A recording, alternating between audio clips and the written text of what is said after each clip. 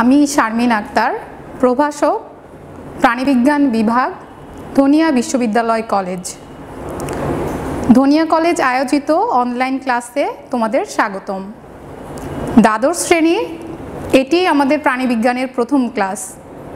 আমরা তাহলে ক্লাসে চলে যাচ্ছি। আমাদের ক্লাসের আজকের পঠিত বিষয়টি হচ্ছে মানব শারীরতত্ত্ব, চলন ও অঙ্গচালনা। এর আগে একাদশ শ্রেণীতে আমরা এর আগের মানব শারীরতত্ত্বের 3টি অধ্যায় পড়েছিলাম। আজকে মানব শারীরতত্ত্বের 4র্থ অধ্যায়টি পড়ব। 4র্থ অধ্যায়টি হচ্ছে চলন ও অঙ্গচালনা। চলন ও অঙ্গচালনা কি? চলন ও অঙ্গচালনা মানবদেহের না, শুধু পুরো প্রাণী জগতেরই একটি উল্লেখযোগ্য বৈশিষ্ট্য। আমরা জানি যে প্রাণীরা চলতে ফিরতে সক্ষম, উদ্ভিদরা চলাফেরা করতে পারে না। এই চলন ও অঙ্গচালনার জন্য যেই কাঠামোটি আমাদের এই চলন ও অঙ্গচালনায় সহায়তা করে থাকে, এই কাঠামোটির নাম হচ্ছে কঙ্কালতন্ত্র।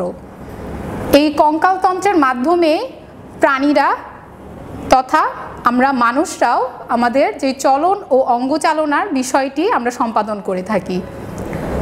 এখন আমরা দেখি তাহলে কঙ্কালতন্ত্র কি, এটার সংজ্ঞাটা আমরা কিভাবে বলবো। কঙ্কালতন্ত্রটা হচ্ছে যে তন্ত্রের মাধ্যমে মানুষের শরীরের কাঠামো তৈরি হয়, মানুষের শরীরের আকৃতি তৈরি হয় এবং আমাদের যে নরম অঙ্গগুলো আছে, যেমন ফুসফুস, হৃৎপিণ্ড, আমাদের এই নরম অঙ্গগুলোকে রক্ষা করে যে কাঠামোটি, সেটি হচ্ছে কঙ্কালতন্ত্র এবং এটি আমাদের সমগ্র দেহের ভার বহন করে।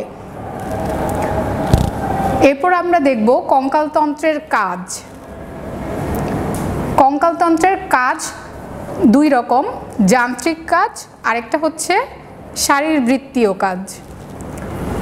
যান্ত্রিক কাজগুলো হচ্ছে দৈহিক কাঠামো গঠন, সুরক্ষা, সংযোগতল সৃষ্টি, চলন এবং ভারবহন।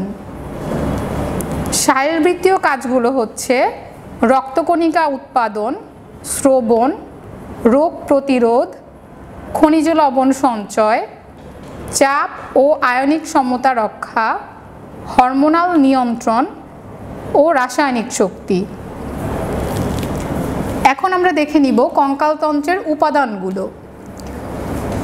এখানে কঙ্কালতন্ত্রের 5টি উপাদান রয়েছে। এই 5টি উপাদান নিয়ে হচ্ছে কঙ্কালতন্ত্র গঠিত। অস্থি, তরুণাস্থি, টেন্ডন, লিগামেন্ট এবং অস্থিসন্ধি। এবার আমরা চলে যাব কঙ্কালতন্ত্রের প্রধান ভাগগুলো কি কি। কঙ্কালতন্ত্র প্রধানত 2টি ভাগে বিভক্ত, অক্ষীয় এবং উপাঙ্গীয়।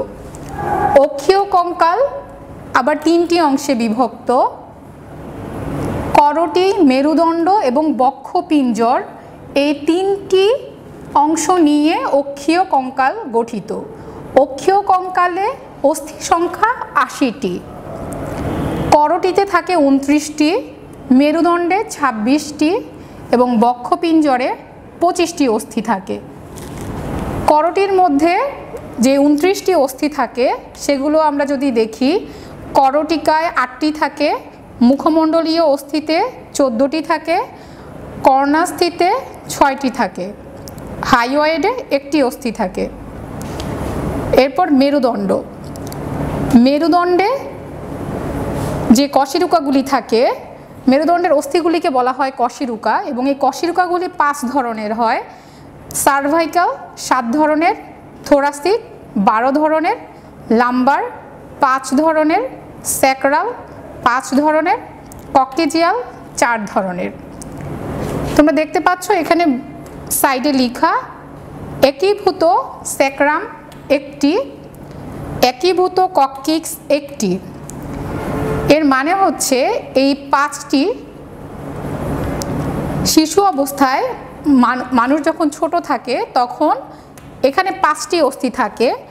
প্রাপ্তবয়স্ক হবার পরে এই 5টি অস্থি একীভূত হয়ে একটি অস্থিতে পরিণত হয় এবং তখন এর নাম হয়ে যায় স্যাক্রাম।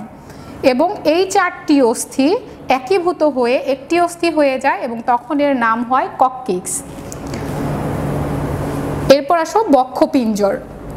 বক্ষপিঞ্জরে 25টি অস্থি থাকে, তার মধ্যে স্টার্নাম 1টি এবং পরশুকা 24টি, মোট 25টি অস্থি নিয়ে বক্ষপিঞ্জর গঠিত।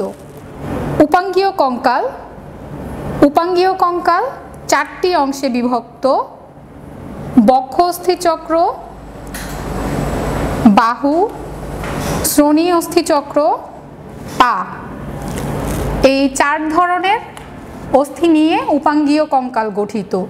উপাঙ্গীয় কঙ্কাল কোন কঙ্কালগুলোকে বলা হয়?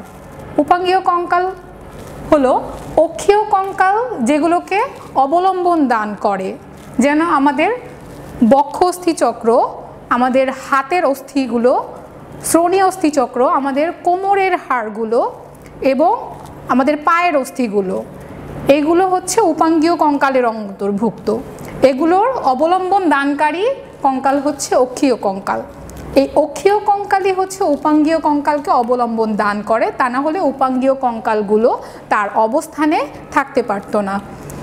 এখন এই বক্ষ অস্থিচক্র 4টি অস্থির সমন্বয়ে গঠিত। এখানে আমি 4 লিখেছি, তার মানে সংখ্যায় 4টি অস্থি নিয়ে এই বক্ষ অস্থিচক্র গঠিত। বাহু, বাহুতে সব মিলিয়ে 60টি অস্থি থাকে। শ্রোণী অস্থিচক্র, শ্রোণী অস্থিচক্রে সব মিলিয়ে 2টি অস্থি থাকে। প্রতিটিকে হিপ বোন বলে। 2 পাশে একটি করে টোটাল 2টি হিপ বোন আমাদের দেহে থাকে এবং এই এক একটি হিপ বোন 3টি করে অস্থি নিয়ে গঠিত: ইলিয়াম, ইস্টিয়াম, পিউবিস। তোমরা নামগুলো বইতেই পাবে, বই থেকে খুব নামগুলো ভালোভাবে পড়ে নিতে হবে, কারণ নামগুলো মনে রাখাটা একটু কঠিন। ভালোভাবে না পড়লে নামগুলো মনে থাকবে না।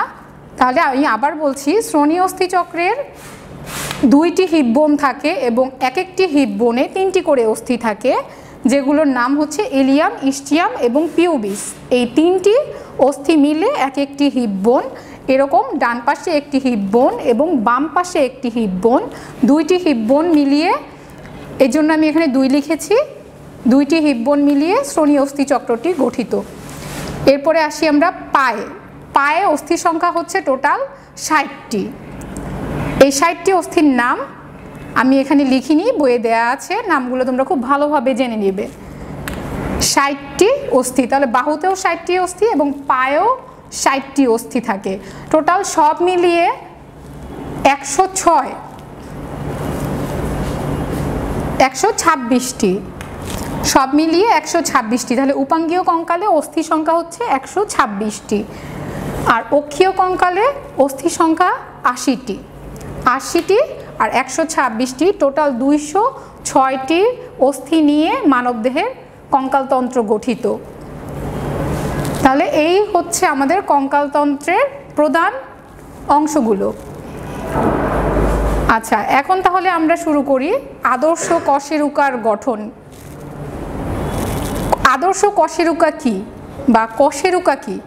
আমাদের মেরুদণ্ডের অস্থিগুলোকে বলা হয় কশেরুকা এবং এই মেরুদণ্ডের অস্থিগুলো 7 ধরনের হয়।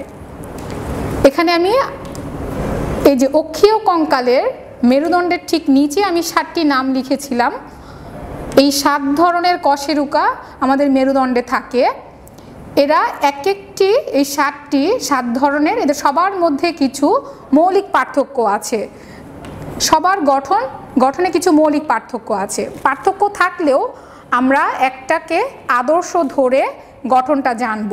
মোটামুটি পার্থক্য থাকলেও একটা মৌলিক গঠন নিয়ে এদের সবাইতেই উপস্থিত থাকে। সেই মৌলিক গঠনটাকে আদর্শ কশেরুকা বলা হয় এবং এই আদর্শ কশেরুকার 2টি অংশ থাকে, ভার্টিব্রাল বডি এবং ভার্টিব্রাল আর্চ।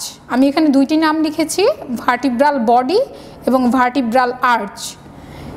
এই 2টি সবগুলোতেই পাওয়া যায়, এক একটায় এক এক রকমভাবে থাকে, কিন্তু মোটামুটি এগুলো সব জায়গাতেই থাকে, ভার্টিব্রাল বডি এবং ভার্টিব্রাল আর্চ। এই ভার্টিব্রাল আর্চটা আবার 5টা অংশ নিয়ে গঠিত। 5টা অংশ কি কি? Pedicle, transverse process, lamina, articular process, spinous process. এই 5টা অংশ নিয়ে হচ্ছে ভার্টিব্রাল আর্চ এই দ্বিতীয় অংশটা গঠিত। এখন আমরা চিত্রে দেখব এই 2টা অংশ। প্রথমে ভার্টিব্রাল বডি। ভার্টিব্রাল বডি দেখতে পাচ্ছ তোমরা চিত্রে। এটি হচ্ছে আদর্শ কশেরুকার সবচাইতে বৃহত্তম ও সম্মুখস্থ অংশ এবং এটি ডিম্বাকার রডের মতো শক্ত একটা অংশ এই ভার্টিব্রাল বডি। এরপরে ভার্টিব্রাল আর্চ। ভার্টিব্রাল আর্চ খেয়াল করো, আমি 5টা অংশে চিত্রে একত্রে আমি ভার্টিব্রাল আর্চ বলে চিহ্নিত করেছি। 5টা অংশ spinous process, articular process, transverse process, lamina, pedicle. এই 5টা অংশকে আমি একেবারে ভার্টিব্রাল আর্চ বলে চিহ্নিত করেছি। এবং 5টা যদি আলাদা করে আমরা পরিচিত হই, 5টা, প্রথমে আসো পেডিকল। পেডিকলটা হচ্ছে ভার্টিব্রাল বডির পেছন দিকে শক্ত যে অংশটা, এটা হচ্ছে পেডিকল। এটি ভার্টিব্রাল বডি থেকে উত্থিত হয়, পিছন দিকে বর্ধিত হয়। এরপরে ল্যামিনা। ল্যামিনা হচ্ছে পেডিকল এবং স্পাইনাস প্রসেস এই দুটোর মাঝখানে অবস্থিত সংযোগস্থল, এটি হচ্ছে ল্যামিনা। তাহলে ল্যামিনাটা আরেকবার বলি, ল্যামিনাটা হচ্ছে পেডিকল এবং স্পাইনাস প্রসেসের সংযোগস্থল। এরপর ট্রান্সভার্স প্রসেস। ট্রান্সভার্স প্রসেস হচ্ছে পেডিকল থেকে উত্থিত উভয় পাশে একটি করে বর্ধিত অংশ হচ্ছে ট্রান্সভার্স প্রসেস। এরপর আর্টিকুলার প্রসেস। আর্টিকুলার প্রসেস হচ্ছে ল্যামিনা থেকে উদ্গত 2টি অংশ, একটু বড় যেটা এটা হচ্ছে সুপিরিয়র আর্টিকুলার প্রসেস, আর একটু ছোট যেটা এটা হচ্ছে inferior articular process. Superior articular process ও ইনফিরিয়র আর্টিকুলার প্রসেস দুই পাশেই 2টি করে থাকে। এরপর হচ্ছে স্পাইনাস প্রসেস। স্পাইনাস প্রসেস হচ্ছে পেডিকল ও ল্যামিনার সংযোগস্থল থেকে উদ্গত পেছন দিকে বর্ধিত একটি অংশ, এটাকে বলা হবে স্পাইনাস প্রসেস। এবং এই অংশটি আমাদের যে পুরো যে আদর্শ কশেরুকা এর একদম পেছন দিকে বর্ধিত থাকে স্পাইনাস প্রসেস। আশা করি তোমরা আদর্শ কশেরুকার গঠনটি ভালোভাবে বুঝতে পেরেছো। তোমরা চিত্রটা খুব ভালোভাবে দেখবে, দেখলেই নামগুলা এই আদর্শ কশেরুকার কোন অংশটা কোথায় থাকে এটা আরও ভালোভাবে বুঝতে পারবে। তাহলে আদর্শ কশেরুকার গঠন আমাদের পড়া শেষ। এরপর আমরা চলে যাচ্ছি অস্থির গঠন। আমাদের আজকের ক্লাসের এটি আমাদের শেষ আলোচ্য বিষয়, অস্থির গঠন। অস্থির গঠনে খেয়াল করো, এখানে আমি একটা চিত্র এঁকেছি। এটি হচ্ছে একটি আদর্শ অস্থি। আমাদের দেহের 206টি অস্থি কিন্তু একরকম নয় দেখতে, সবগুলোই একটি অন্যটি থেকে কিছুটা আলাদা। এখানে এটা মানবদেহের বড় অস্থিগুলোর মধ্যে একটি হিউমেরাস। আমাদের মানবদেহের সবচেয়ে বড় অস্থি হচ্ছে পায়ের অস্থি, ফিমার, এবং এরপরেই হচ্ছে হিউমেরাস। এখানে একটি আদর্শ অস্থির অংশগুলো দেখানো হয়েছে। এই অস্থি হচ্ছে আমাদের মানবদেহের সবচাইতে সুদৃঢ় টিস্যু। এর কারণ হচ্ছে অস্থি যে বিশেষ ধরনের টিস্যু দিয়ে গঠিত, এই বিশেষ ধরনের টিস্যুর যে মাতৃকাটা থাকে, এই মাতৃকাটা হচ্ছে কঠিন বা অর্ধকঠিন ধরনের হয়ে থাকে, যার কারণে সেই মাতৃকার কঠিন বা অর্ধকঠিন যে ভাবটা, এটা অস্থিকে একটা শক্ত স্ট্রাকচার এনে দেয়, একটা বনি স্ট্রাকচার এনে দেয়। তাহলে এটার মাতৃকা বা ম্যাট্রিক্সটা যদি আমরা জানতে পারি তাহলে বুঝতে পারবো যে অস্থিটা কেন শক্ত হয়। এই অস্থির মাতৃকাটায় বিশেষ কিছু জৈব ও অজৈব পদার্থ থাকে। জৈব পদার্থ 40% এবং অজৈব পদার্থ 60% এর মতো থাকে। এবং জৈব পদার্থগুলির মধ্যে কোলাজেন ও অসিমিউকয়েড উল্লেখযোগ্য, এবং অজৈব পদার্থগুলির মধ্যে ক্যালসিয়াম ফসফেট এবং ক্যালসিয়াম কার্বনেট উল্লেখযোগ্য। এছাড়াও মাতৃকায় বিভিন্ন ধরনের অস্থিকোষ থাকে। অস্থিকোষগুলোর মধ্যে অস্টিওসাইট, অস্টিওব্লাস্ট, অস্টিওক্লাস্ট এই ধরনের অস্থিকোষগুলো উল্লেখযোগ্য। এছাড়াও এগুলো আমি চিত্রে দেখাইনি, এগুলো চিত্রে দেখানো লাগবে না, চিত্রে শুধু যেগুলো দেখানো আছে সেগুলো দেখালেই চলবে। চিত্রে আমরা যেগুলো দেখতে পাচ্ছি, যেমন তরুণাস্থি, আমাদের কিছু কিছু অস্থির প্রান্তে এরকম তরুণাস্থি থাকে। তরুণাস্থি হচ্ছে নমনীয় অস্থি। তরুণাস্থি অস্থির চাইতে কিছুটা নমনীয় হয়, যেমন আমাদের নাকের যে অস্থি, তারপর আমাদের কানের যে অস্থি, কানের যে পিনা, এগুলো একটা ফ্লেক্সিবল ভাব থাকে। এগুলোকে যদি আমরা প্রেসার করি, এরপর প্রেসারটা যদি সরিয়ে নেই তাহলে সেটা আগের অবস্থানে চলে যায়। কিন্তু অস্থিতে কিন্তু আমি যদি প্রেসার দেই এবং সেই প্রেসার সরিয়ে নেই, সেটা কিন্তু আগের অবস্থায় ফিরে যাবে না। যদি আমি অনেক বেশি প্রেসার দিই তাহলে অস্থিটা কি হবে, ভেঙে যাবে। অস্থিতে যে ভঙ্গুর ভাবটা থাকে, তরুণাস্থিতে এই ভঙ্গুরতাটা থাকে না। এরপর স্পঞ্জি অস্থি, মানবদেহের যে বড় বড় অস্থিগুলো থাকে, এই অস্থিগুলোর ভেতরের অংশটা স্পঞ্জি হয় এবং বাইরের অংশটা নিরেট হয়। বাইরের অংশটা নিরেট আর ভিতরের অংশটা স্পঞ্জি, তার মানে ভিতরের অংশটা তুলনামূলকভাবে একটু ফাঁপা থাকে এবং এগুলোতে বায়ুকুঠুরি থাকে মৌচাকের মতো। মৌচাক আমরা দেখেছি, মৌমাছির যেই বাসা, মৌচাক ফাঁপা থাকে, ভিতরে অনেকগুলো কুঠুরি থাকে, এরকম হয় স্পঞ্জি অস্থিটার অংশটা।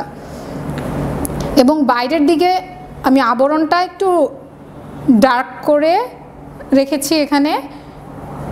এই আবরণটাকে পেরিঅস্টিয়াম বলে। পেরিঅস্টিয়ামটা হচ্ছে একটা তন্তুময় যোজক টিস্যু নির্মিত মসৃণ ও পাতলা একটা আবরণ, এটা হচ্ছে অস্থির বাইরের দিকে থাকে। এরপর আমি এখানে চিহ্নিত করেছি অস্থিমজ্জা। অস্থিমজ্জাটা হচ্ছে অস্থির একেবারে ভিতরের যে অংশ, এটা হচ্ছে অস্থিমজ্জা। তাহলে আমাদের অস্থির গঠন শেষ। আরেকটা বিষয়, এই অস্থির মধ্যে কিন্তু প্রচুর রক্ত সরবরাহ বিদ্যমান। অস্থির মধ্যে প্রচুর রক্ত, সাধারণভাবে আমরা বাইরে থেকে দেখি না, কিন্তু এটার আণুবীক্ষণিক গঠন যখন আমরা দেখতে পাই তখন দেখা যায় যে এতে প্রচুর রক্ত সরবরাহ বিদ্যমান। কারণ অস্থির ভেতরে যে টিস্যুগুলো থাকে, এই টিস্যুগুলোর মধ্যে যে কোষ থাকে, এগুলোর মধ্যে রক্তনালিকা বিদ্যমান। এই রক্তনালিকাগুলি দিয়েই কিন্তু এই রক্ত সরবরাহ হয়ে থাকে। তার মানে অস্থিতে রক্ত সরবরাহ বিদ্যমান প্রচুর। এই অস্থি তার কাজ কি তাহলে? এই অস্থির কাজ হচ্ছে এটি আমাদের প্রাণীদেহের ভারসাম্য রক্ষায় সবচেয়ে বেশি অবদান রাখে এবং আমাদের চলাচলে সহায়তা করে।